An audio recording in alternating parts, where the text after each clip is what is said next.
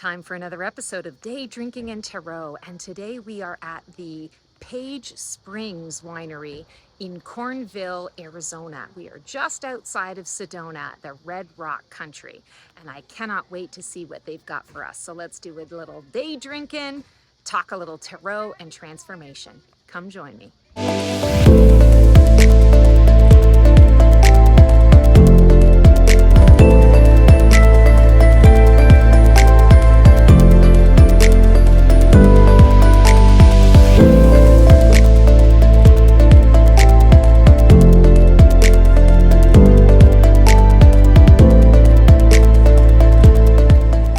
This place is poppin'.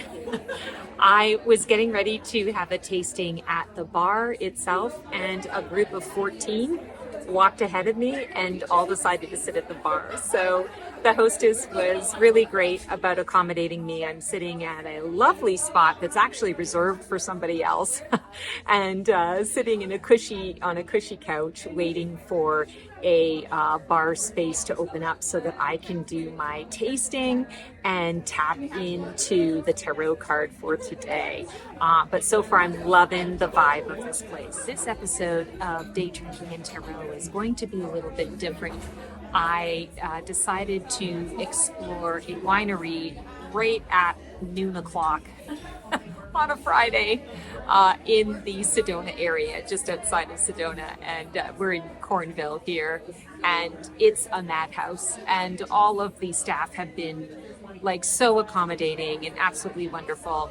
And I just decided that I'm just going to wing it for today and just kind of go my own way, not asking anyone to participate really. And I'm, in a borrowed space right now, so I could be moved at any time. So you may see some of that reflected. But let's talk a little bit about the Sun card, which is our card for today. And actually, I'll just put it over here because you'll be able to see it better with this background. The Sun card, let's talk about this. So a lot of, I want to say, seasoned tarot readers often see the Sun card as the best card in the deck. I am a believer in a reader that kind of looks at this and says there are no good cards or bad cards. Each card has its own message, has its own methodology to share with us and its own guidance. But when you do get the Sun card, there is a lot of excitement around that because it is the yes. It is the universe, your guide, saying, yes, go for it. Whatever the question is that you have, you want to lean into that. You want to move forward, have confidence. The Sun card also is the light of truth. And that's how I often read this card, is especially when it comes up in a reading where you're struggling with what is my truth, what are my beliefs, what is the best path for me to take and to move ahead. And when the Sun card comes up, it's really that confidence boosting energy that says, this is your truth, follow your truth, and let your heart lead the way. So the Sun card is really exciting. A lot of people get excited when they see it because they're like, yay, woohoo, there's joy and bliss and excitement and all the things and the stuff. And that is very true. You also want to understand that it is a nod to the universe that is really talking about truth, the universal truth, your heart's truth. What is your heart's desire? How are you choosing to follow it? I'm also going to talk about it in terms of the soul, because whenever I connect to the Sun energy, which is more divine masculine energy, more external in the way it's expressed, it helps us to grow, it helps things to grow, it provides heat, it provides light. It is the thing that we can count on. We know that the sun rises in the east and sets in the west every single day. It's one of those things we can count on. When it does come through in a reading, it is time to celebrate, but it's also time to reflect on what is my truth. So I have chosen a really cool, this place has a number of different wine flights. Most places when you go to the winery and you get a wine tasting, they ask you for red or white or a mix, and that's what you get. So I ordered red, and she's like, oh, you need to see the menu because we have a number of different red flights. We have a number of different white flights and a number of different combo flights. So today I chose a reserve flight, and I'm going to tell you why I chose this reserve flight. The thing that really stuck out to me was that some of the proceeds of this wine flight go to domestic violence survivors, to a domestic violence house in the area where people can go and get help, go and get the support that they need. And that is my truth. I can get behind that. So I got really excited about that. It was very joyful that along the way, as I'm sitting here in such gratitude for being able to enjoy a day in the Sedona area, in Red Rock, and enjoying all of the wine, that I can also be contributing to help someone else out. So let's explore these wines together.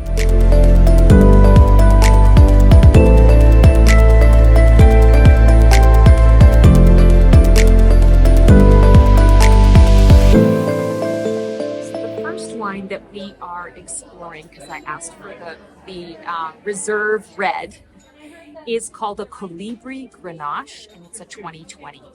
And it talks a little bit here about it being a 100% Grenache. And I like this idea because we are talking about that sun part. It is 100% yes, 100% affirmative, 100% go for it. So when we're talking about a Grenache grape, it's not very often that you see a wine that is that 100% Grenache. Often it is blended with something else. So let's see what this is going to bring to us today.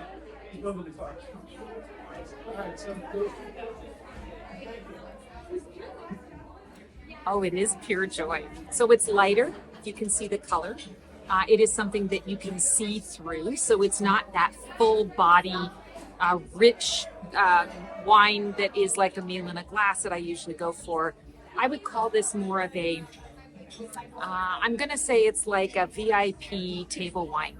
I love that it's bright, but that brightness doesn't last. That brightness is not something that is overpowering. It's kind of like in the moment joy, and then it rests a little bit on the palate, rests on the tongue.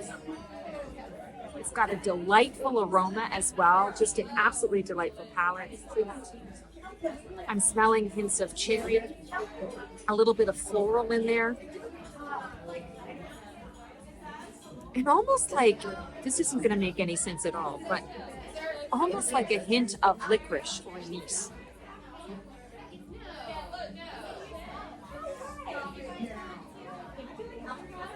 Second sip. Very much like spring. And when we think of that sun part and that sun energy, and we're thinking growth, freshness, heat, something that we can rely on, spring is definitely something that we can rely on. We know that when spring comes, we are going to have a harvest. We are going to have a number of things that we can actually sustain ourselves with moving forward. Third sip. It's full in the mouth. It hits me in the back of the throat, and it very pleasantly coats down that throat. And I think about kids in the summer. So I know I was just talking about spring, but kids in the summer, that first or second day where the weather is good and there's heat, and you're like putting your swimsuit on and you're going out and running in the sprinkler. I don't even know if they do that today. I'm giving my age away, but forever 30, right? But it feels and tastes like that, and just pure joy and excitement to be out, to be seen, to be heard, to feel the sun on your skin. I'm liking this one.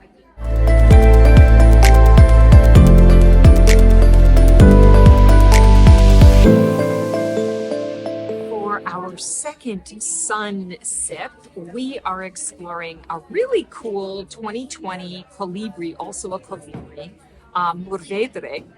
And this is 100% Mourvedre, which I think is great, again, for the same reasons, that 100% all sun, all in, the divine masculine, the action, the movement forward, the I'm all in kind of energy. So I love that this is 100% of that single solid grape.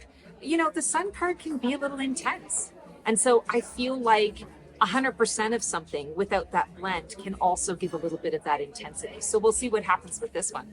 And the notes here, it's a riper pick, highlighting the richer, darker fruits of black raspberry, plum, and some earthiness. And I love the raspberry. So let's see what this one's all about.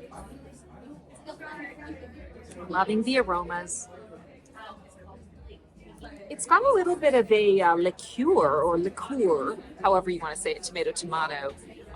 Almost like there's maybe like a little bourbon to this or a little whiskey to this. So who knows what kind of barrel it was fermented in.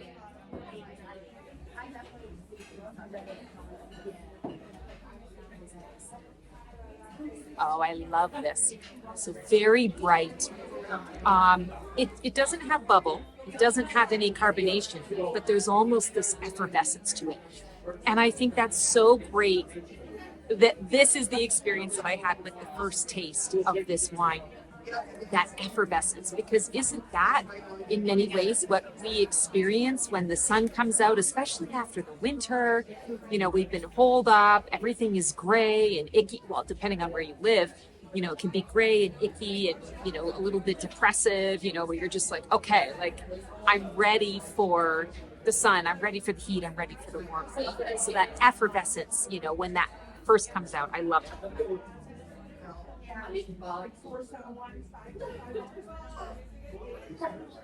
This one hits full on in the mouth, in the palate.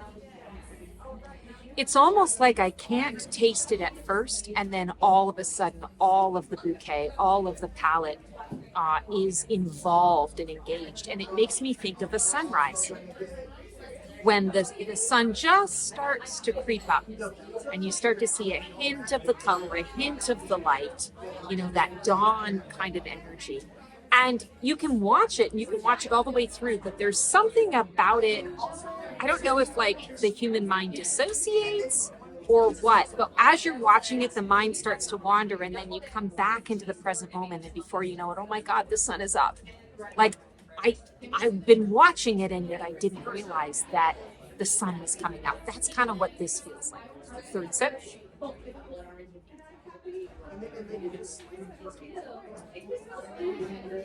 Very warm, very inviting. I feel it going down my throat. I feel a pleasant comfort in this area, and I feel like home. This makes me feel like home. I love that.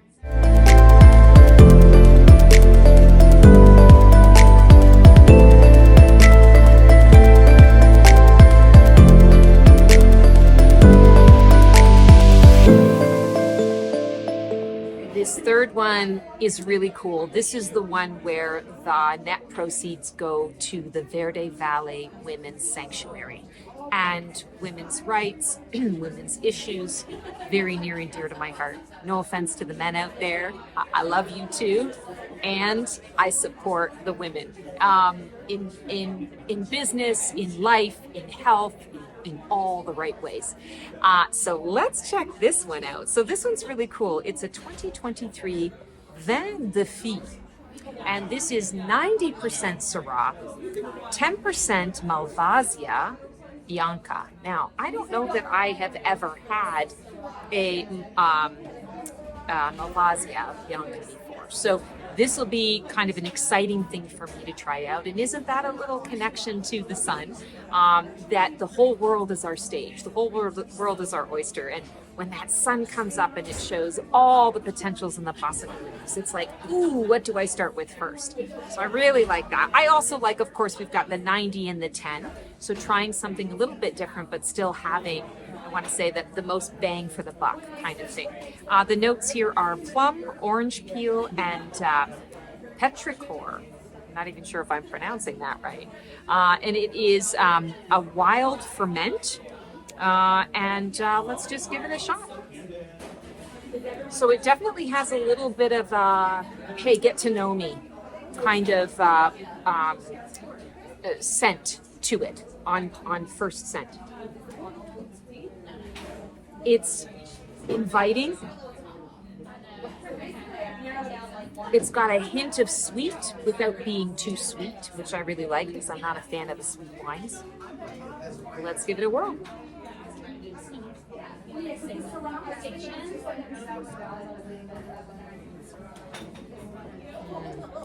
So it gets me right in the juicers here, and I like that.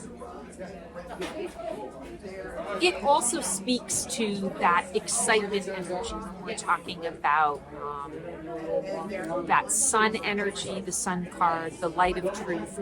Not that truth is always exciting, but truth is what we need. And there is a certain level of joy when you figure out what your truth is on a personal level, because then it leads to your purpose, or it leads to your actions, your choices, how you're moving forward in that regard. But I also feel like this, getting it kind of in the juicers, it's a bit of a wake-up call. And isn't that what truth is for us? A wake-up call to a lot of different things. Let's try our second sip.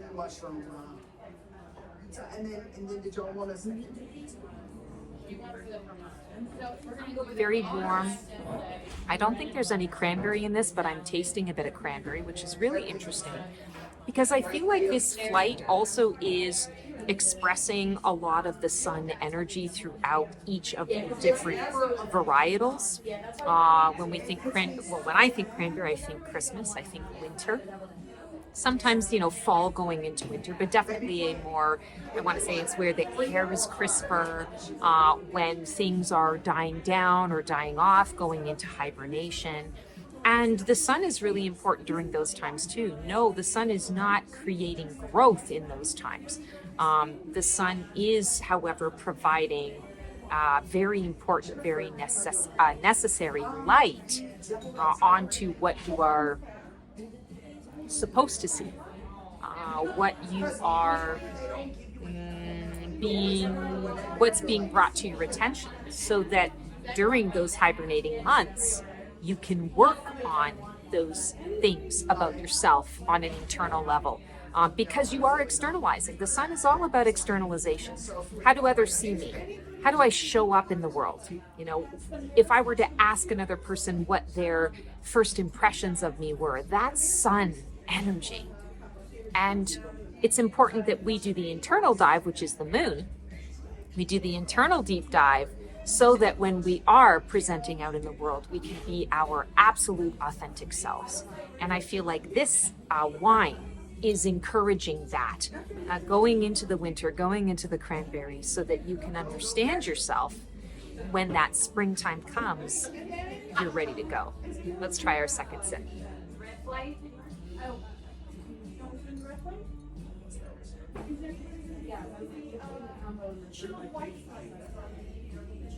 I feel like there's a very pointed spot on the palate that this second sip hits. It's not full. It's not full-bodied. It's not going all over the mouth. It's not a taste sensation. It's very focused and specific.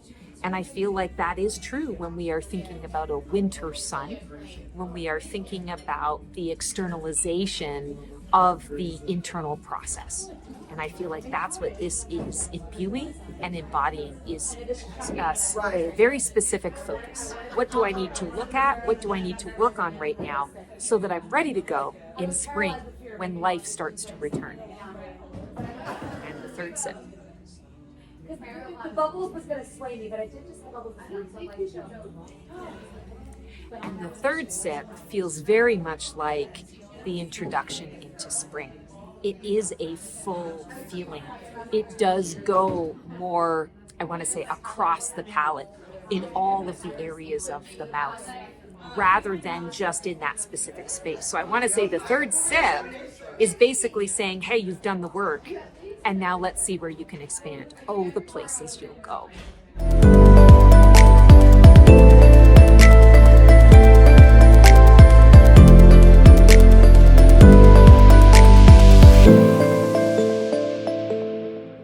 So no question about it, I love the heat. I love the sun.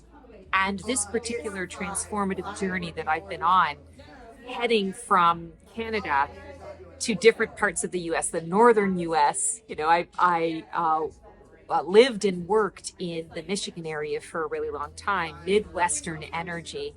And then I moved to the sunny South, to North Carolina, and had that experience and had it a little over a decade there.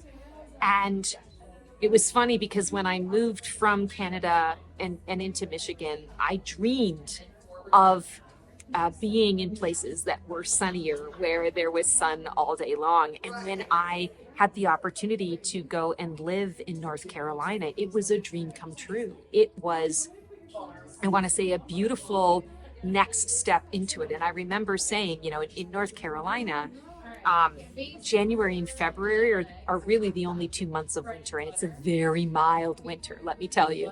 I always laughed because, especially the first year that I was there, the whole place shuts down. Like the city shuts down, everything shuts down because snow. And I'm thinking, oh my God, like, did I bring the snow from Canada? Like, this must be pretty serious, because in Canada, we don't shut down unless you've got, feet of snow. And I remember with my stepdaughters, the first time everything got shut down, they got to stay home from school, and we happened to have them on that day. And they actually found snow pants. I guess, my ex-husband had bought them, snow pants and gloves and all the rest of it. And so, like, I'm coming down the stairs thinking it's like white, it's going to be white Christmas and all the rest of it. I'm kind of secretly bummed because I'm like, wait a second, I left Canada because I didn't want to have to deal with this. And I come down and I look outside and it's like flurry.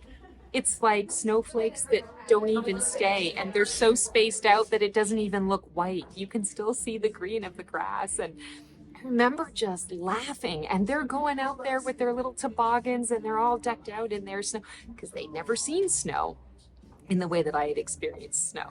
So this sun energy from North Carolina, and understanding, okay, January and February, it gets dormant. It gets a little chilly. It's a mild winter. I'm definitely going to take it. But I remember saying, this is as far south as I'm going to ever be. Like, I'm not moving any further north than I need to at this point. So on my transformational journey, this Phoenix journey to Phoenix, I now am recognizing so much more now that I have been here, and I've been here for a year. I'm celebrating a year. It was a year ago, 2 days ago, that I'm recording this video, that I landed. That's what I said my landing, my rooting, that I was here. And I have to say, in this year of being here, I recognize having the sun, waking up to the sun just about every single day. I think there's maybe been 3 days, and ironically today was one of them, where I didn't wake up with the sun. I woke up with overcast. I woke up with a little bit of storm that was happening. It affects my mood. It changes things up. And I recognize now in this transformation, there is nowhere else that I would rather be. And I am so happy for myself to be in a space and a place where the sun greets me every single morning. And I watch the sunset. I don't watch it every single night, I'll be honest, but I have the option to watch that sunset every single night, knowing that the next morning, the likelihood of there being warmth and heat and light and a recharge is so exciting. And I have to tell you that in all of the times that I traveled, visited to Phoenix, after that first time of landing in Phoenix and having that really profound experience and knowing there's something about this place. This feels like home.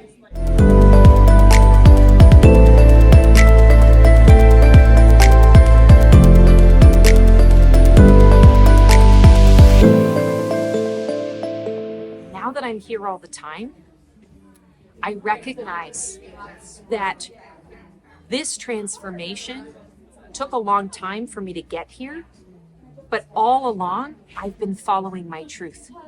And even though it did not, I want to say, fully come to pass in the ways that I maybe thought in my own human brain, the timing of it needed to be, like I said to you guys before in a previous episode, I had come out here and thought that this was the time that I was going to live, and everything got pulled out from underneath me. It just wasn't the right timing. So being here and almost resisting coming here because of all of the times that I'd been disappointed, I recognize now this is my truth. I lived my truth. I'm living my truth. And even though living my truth didn't look exactly the way I thought it was supposed to look, there was still so much growth in the process.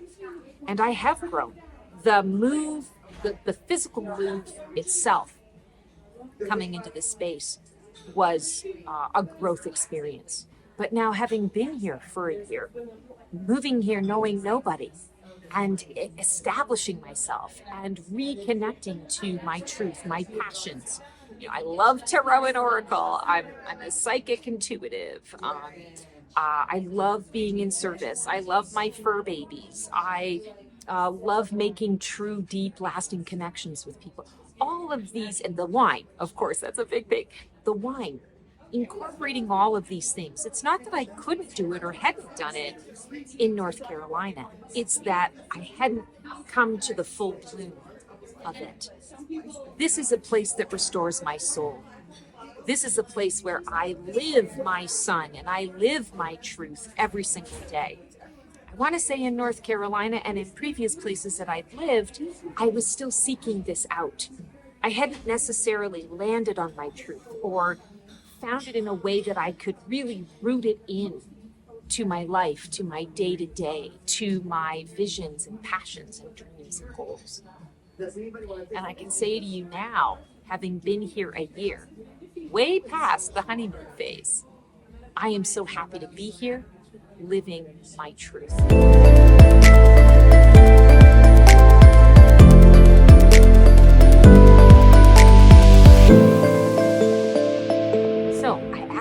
Where in your life are you taking advantage of this sun space? And I would say, are you living your truth? Are you living your truth on a daily basis? Keep in mind, location is a big part of it, but home is where the heart is. And so if there's restlessness in your heart, if there is a need for growth, but a lack of light shining onto the truth of that, of what needs to grow, there's going to be resistance. There's going to be, I want to say, like a stuck energy. There's going to be a lot of push-pull. There's going to be a lot of no or yes, but, which really is no. Where in your life have you found your truth and your true happy place? Again, it doesn't have to be about a location. It happened to be that for me in this regard. I mean, wherever I go, there I am. And, I can be a psychic intuitive wherever it is that I am on the planet. It doesn't have to be in a specific place. But I can tell you I'm thriving. And it doesn't mean that everything is hunky-dory, awesome, and, like amazing all the time. It's not. Wherever I go, there I am. But I will say to you that I am living a more authentic life. I would say I'm living the most authentic life. Compared to all of the versions that I've been, this is the most authentic life that I've been living. And I feel genuine joy every single day when I wake up. I can't say that I have felt that in all of the different places that I've gone. It's just a different feeling. So where in your life, again, it doesn't have to be location. It can be with a particular person. It can be in your job. It can be in how you choose to be in service. Where in your life are you living your authenticity? That's what the sun card is all about.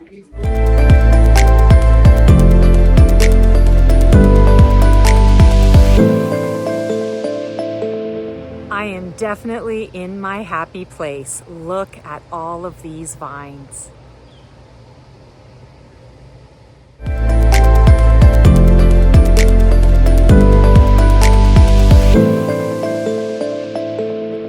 Truly, such gratitude and humility to be living so close to such beauty.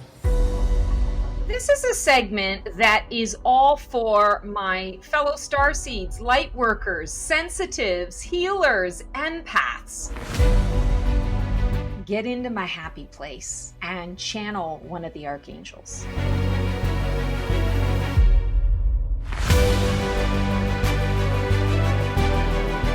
We are going to pull a feather from the feather jar and let's see what the energies want us to know. we are talking about the psychic realm, color is yet another tool that can help us. This is really all about going beyond the predictiveness of readings.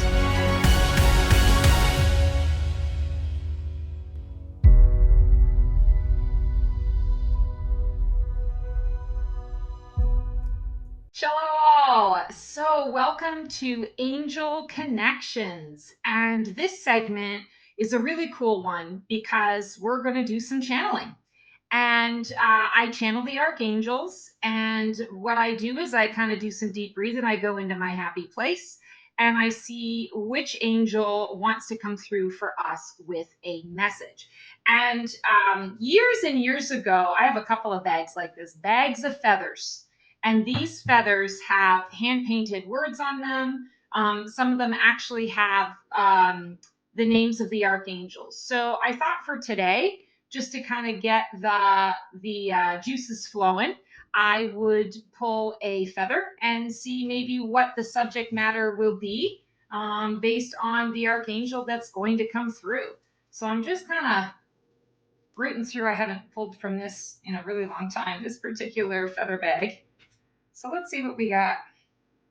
Ooh, connection. Okay, so I'm going to go into my happy place now, do some deep breathing, and when I come back, we will be speaking to an archangel. Let's see what comes up and comes through.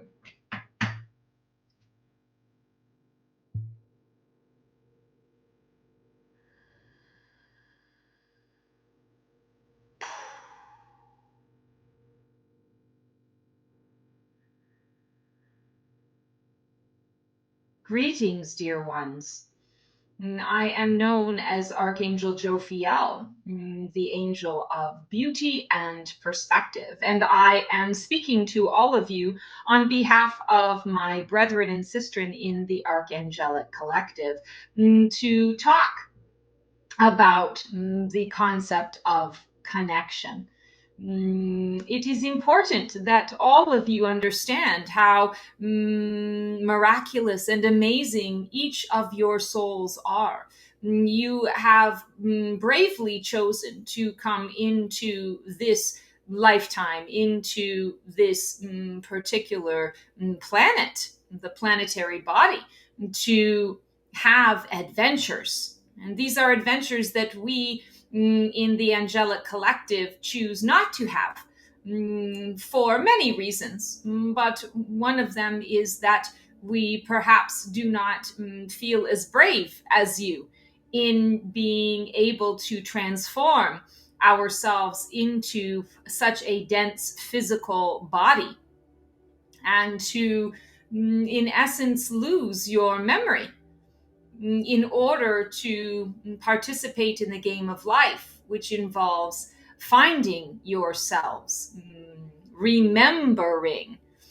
And when we speak of connection with each of you, it is understanding that when you are not in the physical body, when you are not in this individual mass form, we are all connected. You in your energetic form, we in ours, blending and melding our frequencies and our energies together. It is a very different experience than what you are able to engage in when you are in the physical body.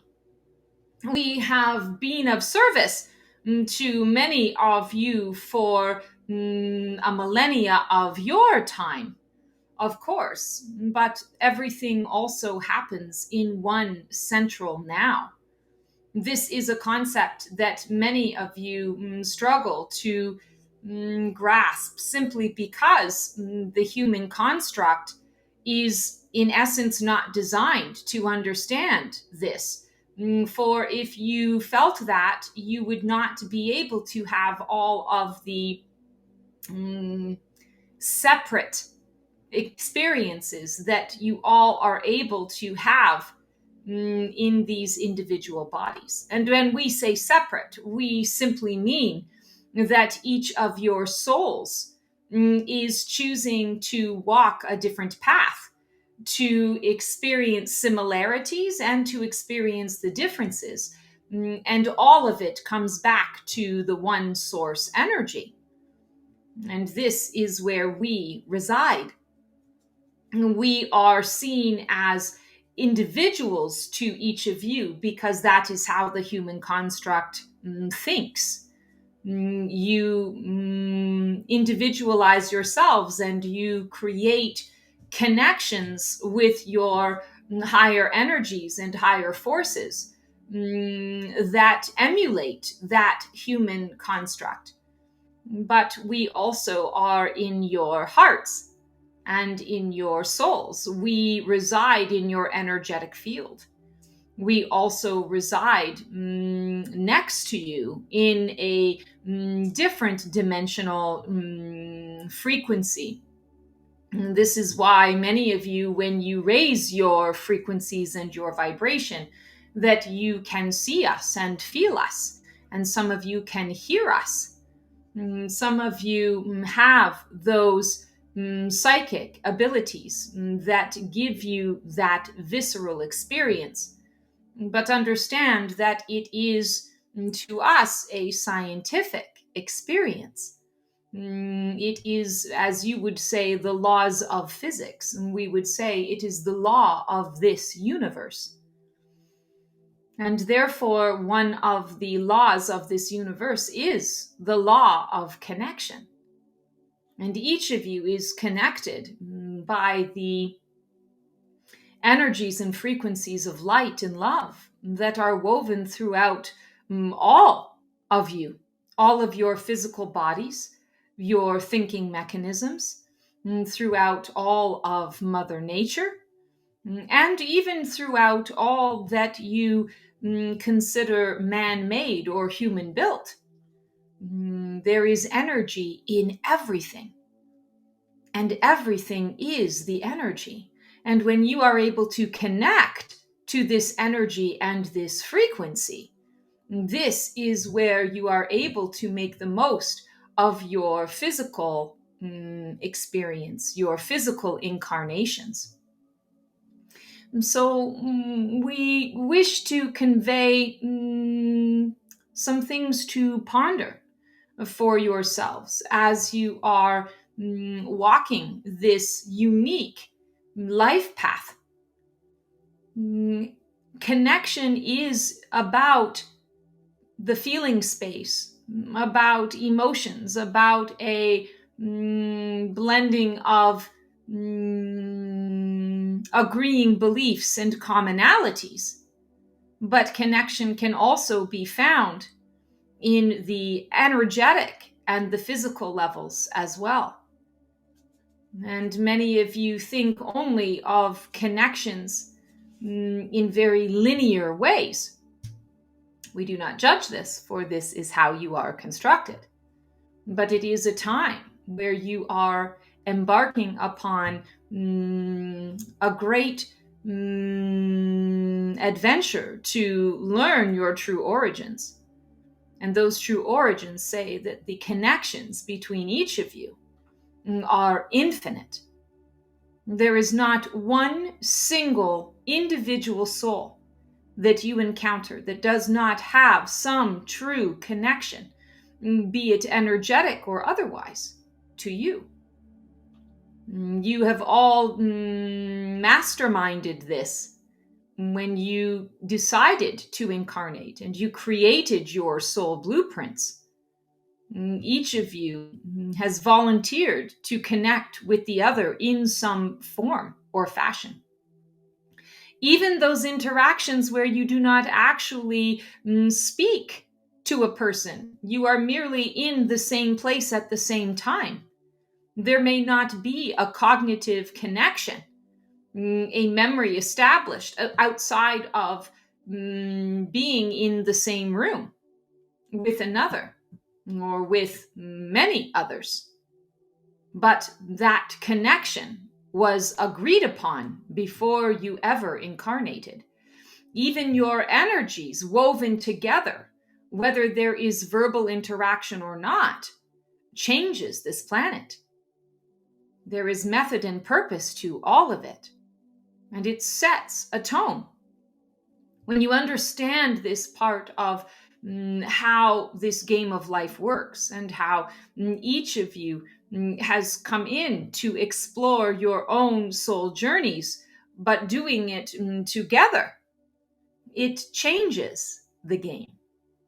It sets you on the path of, we would say, winning the game of life. Though in our perspective, there is no win or lose. It is that you are playing the game, and that is the win in itself. But we understand that you all need a goal to work towards. And so we say, you are winning it. Connection goes beyond the feeling state. And this is what we wish to leave you with today.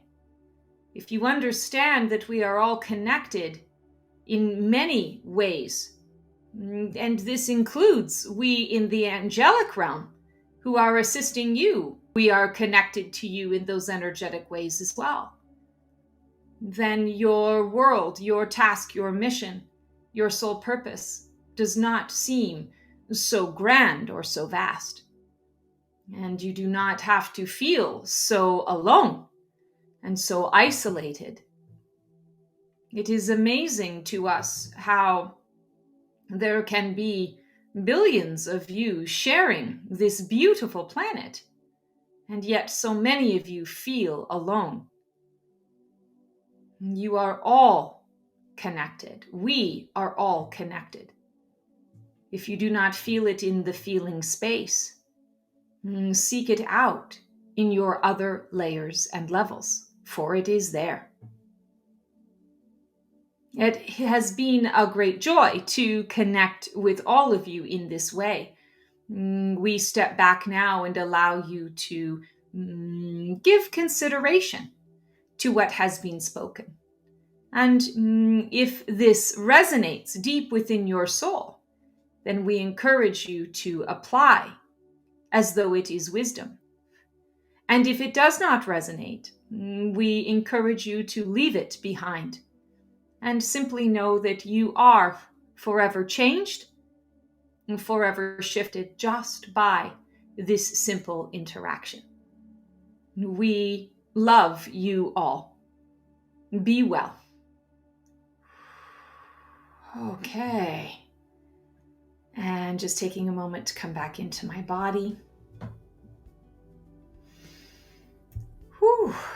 So many of you who have been watching me for some time know that I do not retain anything really, much of anything really, that comes through in a channeling. So I am looking forward to going back and watching this recording to get the message from Archangel Jophiel. I do know that she's the one that came through because I can recognize her energy. Dun dun dun! It's the death card! And guess what? Spoiler alert, when the death card comes up, no, it doesn't mean you're gonna die.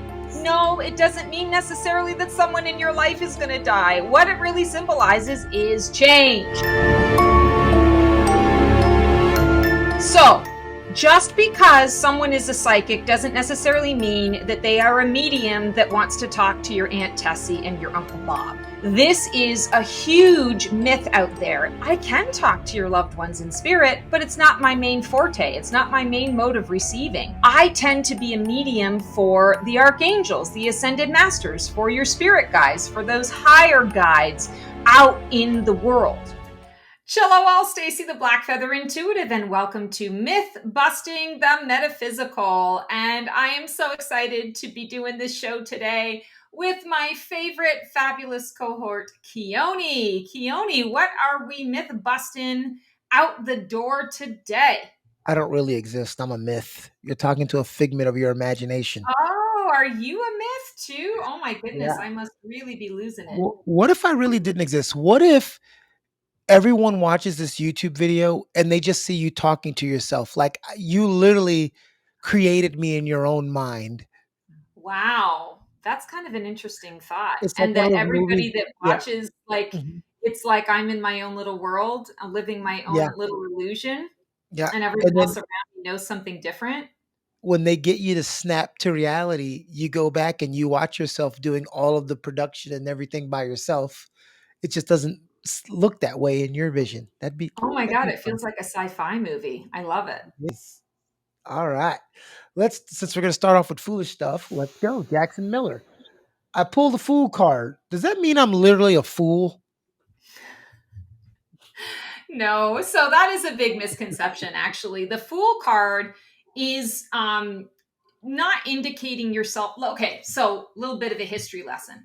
Back in the day, the Fool or the court jester was deemed as a person who was supposed to make the sovereignty laugh, right? It's bringing entertainment to the court because they didn't have TV, they didn't have entertainment in those ways, and even in in the case of theater, they would have theater troupes that would travel from village to village to village. So it wasn't like it is today, where depending on where you live, you're going to have access to some kind of live entertainment. So, the royalty would always employ a court jester or a fool to make you laugh. But what is really interesting about the fool was that the fool could also carry this really interesting dynamic with the king or the queen, where they had the king or the queen's ear, where they were the only person usually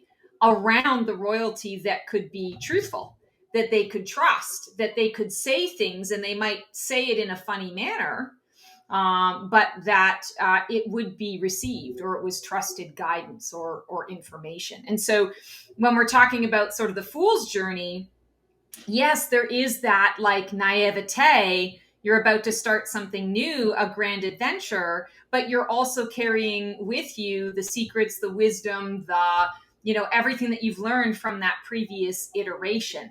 So, not an exact correlation, but definitely it plays a part in that. So, no, you're not a fool, but when you're starting a new journey, you're naive because you don't really know. It's something new to you.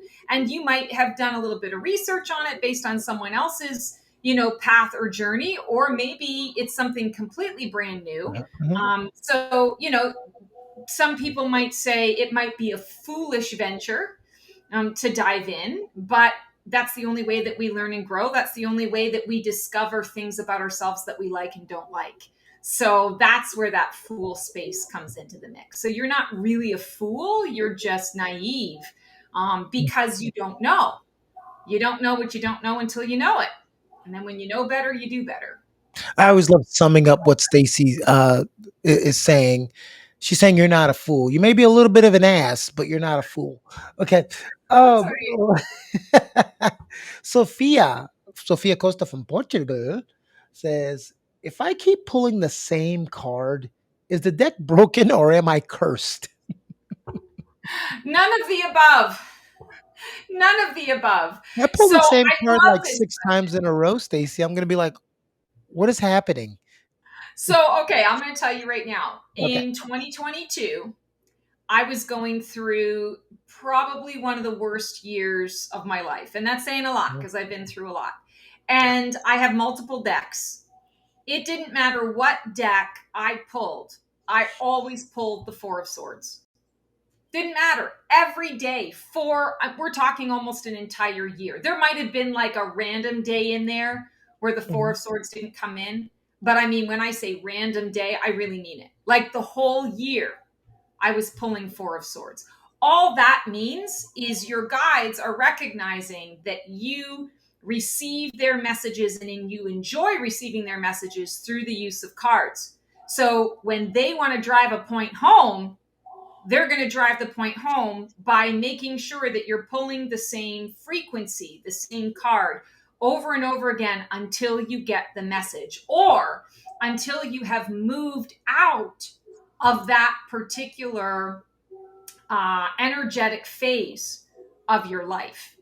In my case, that was exactly what it was, is I needed to recognize the Four of Swords is about like, rest your mind, take a rest, take a pause, take, truce out, stop being in the war, stop fighting with yourself, stop ruminating, and take a rest, get out of your head and into your heart.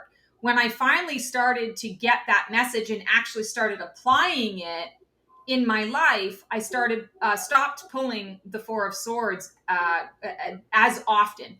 It still was there for me. I would say it lasted about a year and a half before it actually dissipated, but it coincided, me pulling that card coincided with a particular chapter of my life where I was going through a deep depression.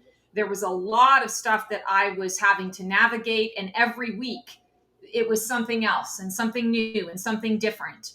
And so the Four of Swords kept popping up to give me that, okay, just surrender to all of that, just rest. We're going to get you through it. So yeah, you're not cursed, and the deck isn't broken. It's doing exactly what you need it to do. It's being a conduit for your guides to convey a message. So, for example, if you're getting the Magician card all the time, for example, then the Magician card is coming up. Either there's somebody in your life that is being a bit manipulative. Maybe it's you that's being manipulative and you're not seeing it, and it's causing a pattern in your life. Or you're being invited to get a little more creative, to be more co-creative in your life, and to manifest the things that you want, because those things are going to happen. It could be about the resource that you're connecting to and utilizing the resources that are at your fingertips. So I just throw that out as an example, but each card has a meaning. So find out what that meaning is, and guaranteed there's a message in there for you around something that you keep repeating, but you're not getting the full message. You're cursed. Get out now. Get out while you can. Stacey's just nice. You are cursed. Okay. Remember, Oh, I told you that. you're terrible. Move, burn the No. house, move out, burn the house down. Just start in a new city, maybe even new country. Um, Hannah Kim says, "Do cards carry the reader's energy? Do they need to be cleansed?" I've never heard someone. I've never heard of that kind of. Yes. So I just happen to have a deck of cards here. So if you guys have ever, well, I don't know if I've ever actually, I mean, I do it all the time without thinking about it, but I don't know if it's actually on camera. So whenever I pick up a deck, I automatically knock it 3 times. So like I can be talking to you and I just knock the deck, you're asking me a question, and I start to shuffle. What that does is it knocks out the energy from the previous reading. So yes, everything is energy, and cards are a physical representation. So I'm like me in my energy bubble, which is, 32 feet in all directions around me. Now I'm bringing in this card deck into my energetic field. It is absorbing, taking on, working with the energy that is me. And if I am working with it on a regular basis, it is absolutely going to take on those energies that are mine. So if you're working with, you're going to see a psychic or whatever, and you're in person, and they have you, shuffle the cards, you want to knock on them 3 times first, and then shuffle them, because what you're doing is you're knocking out that energy, and then you're saying to the card, sort of intuitionally or subconsciously, you're saying, okay, you can pick up my energy now. Like, I don't want to know about the previous person who, read from these cards. Now, a reader, like someone like me who uses these cards all the time, like, I clean them out as well. But all of these cards are definitely, I want to say, attuned to working with me. So I can read for you based on your energy from the cards that I deal with and work with, because we've created a dialogue. We've built a reputation. So they speak to me about you and your energy in a way that I can receive. So that's another thing that you want to consider. But, like me pulling cards for you from my own deck, that's totally fine. And I set an intention, I knock out the energy, and then I connect and I read. There are some readers out there who don't let anyone else touch their decks. And, that's a personal choice by all means. For me, when I was reading in person and just sort of getting started, I found it really helpful to have the person sort of connect with the deck on their own. And also from a psychological perspective, it wasn't me pulling the cards for them. It was them pulling their cards, right? So it also kind of helped, I want to say, with a little bit of validity or legitimacy to the messaging that was coming through for anyone who, might struggle with that a little bit. But everybody is different. And I'm completely remote. I do this all the time. You see a million different readers out there. They're pulling cards without you being right in front of them. And yet there's resonance to the message. So yeah, that's what I got to say about that. Two things. One, I just realized why every time I meet you in person, you hit me on the head 3 times. I just figured that out. And two, everybody, to be clear, she said, grab your decks. Grab your decks. Okay. Just want to make sure Oh, you don't want to Keone. not be we used to have a big problem with that back in the day, but you used to say it faster. And I'm like, no, Yes, guys. it She said, always grab your sounded deck. weird. So now I really try to make sure I Yes. Yes. enunciate We don't correctly. get the messages that we used to get when you used to not say it clearly. Yeah, I get trolled all the time. Oh my God. Yeah. Zara Ahmad or Ahmed, I think it's Ahmad from the UK says, "Why are reversals important in tarot? Do they carry different meanings?" So that's not I guess that's not a myth question, but I thought it was a cool question because Yeah. why are there reversal cards? I mean, it's not Uno, right? Yeah. No. Okay. So, yes, and I love that you're asking this question, Sarah, because I actually am a reader that doesn't read reversals because I read very intuitively, and what that basically means for me is no matter what the picture is or what direction the picture is in, I am tuning in and getting the message that that person needs for that deck, and it might be the sort of the opposite or the negative or the reversal meaning of the card, but it's going to be whatever that person gets. But the whole concept of reversals in a card is if you think about it here, like for example, we have the 3 of Cups. The 3 of Cups here is all about that celebration, coming together in community, supporting one another, women, divine feminine energy coming together to celebrate, to collaborate, to work together. In the reverse, basically just turning the card upside down lets the reader know that, okay, maybe the celebration isn't going well. Maybe instead of harmonious conversation, there's gossip, there's fighting, there's confrontation that is occurring. Maybe when you get this and you're pulling it and you've got an event coming up in the next week, this is letting you know that maybe that event is not going to go as smoothly as you need it to, or prepare yourself for the fact that there may be some unsettlement, right? Or a disruption amongst a couple of people that maybe are already troublemakers for you, or that they tend to bring the drama, that type of thing. So I personally believe that me looking at the picture right side up can give me both of those messages, right? It's all in how we connect. So the card is the beginning. It opens up the intuitive space. It opens up the third eye. And then from there, it's just like, and for me, and it might not work this way for everyone, but for me, I take a look at the image and already I'm receiving a deeper message, a greater message that is tied to the specific person's life that I'm connecting with, right? Or if I'm doing a general reading for a number of people, I'm getting a different message. If you've ever watched my other segments, there are often times when I will pull a card and I'll say, oh, this isn't what this card actually means, but I'm getting this. I'm receiving this message for you in particular, or this is the issue that I feel is at the heart of the matter. And this is relating to it, but not necessarily specifically what that card means.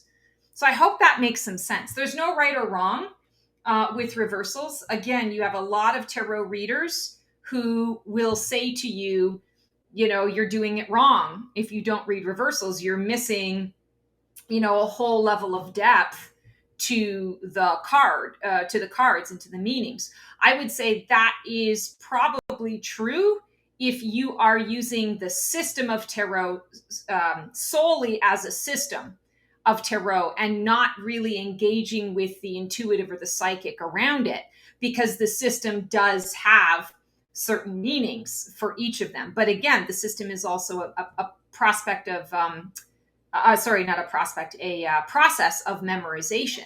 And eventually, if you've worked with the cards enough, when you do pull the Three of Cups, you know what that means, whether it's reversed or not. You're going to get, sort of what you get. In the end, you don't even really need the card other than the prompt to sort of share what it is that's, sort of coming through. But the visual is fun. So I hope that makes some sense. And what a great question. Thank you for asking it. But I also like this question from Nadia that says, if you pull a tarot card and an oracle card, can they be in disagreement with each other? Oh, sure. So, okay, let me answer that first, and then you're going to have to tell me the first question again. So, yes, there are times when you can pull, we call it like a combo reading or a companion reading, and I do that every day. Actually, that's part of my own personal tarot practice. Is I have a tarot journal. I pull 3 tarot cards, and then I pull 3 oracle cards from different decks, depending on, what I'm connecting with in the day. And yeah, there are times when you can get something opposite. What I understand that to mean, because it doesn't always happen. In fact, that happens less often than getting like the same message or companion messages in the readings. When there's opposite, I feel like you're being invited to tap into the duality of your situation, like the 2 sides of the coin. What side, what is your perspective? How are you viewing this experience? If it's with somebody else, if the question is about somebody else, how are they seeing it? Where can you find the happy medium? Where can you come together, in the center of it? Sometimes it really indicates that there's no right or wrong choice. It's just a matter of what it is that you're most leaning into or most drawn into. I would also offer, and this happens only so often, sometimes when you start to get confusing messages, it's because you are pulling too much. Like, so many of us, when we are in that space of like desperate for the answer, desperate for the information, like desperate to be told everything's going to be okay, we can pull a card for the question and the first card doesn't make sense. So we pull a second card to try and get the meaning. And then maybe you don't get the answer that you like, or maybe you doubt the message of the card. So then you're like, okay, I'm not understanding entirely. So let me just like shuffle again. And then you pull different cards in. And what ends up happening is you go down a spiral, because the deck itself is not going to give you messaging and information that is incorrect. Like, if you don't like what you're getting, the deck doesn't give a shit. The deck is going to give you what it is that you need. Like, this is the question that you're asking. Here's the answer.